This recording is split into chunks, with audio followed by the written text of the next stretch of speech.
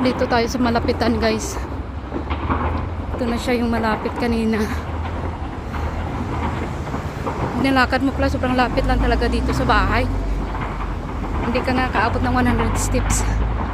Ayan siya.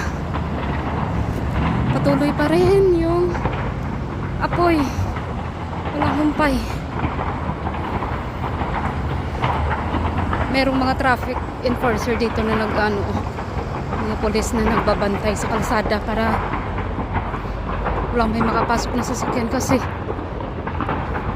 baka mahulugan ng mga nasusunog.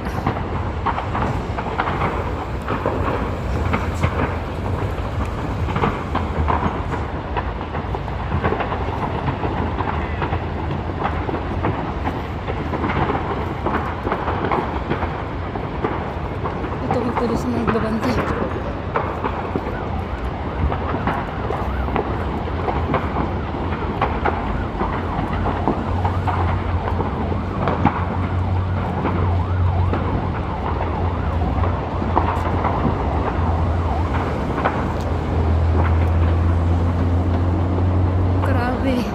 Hanggang ngayon puno pa rin yung doon, yung mga firefighters.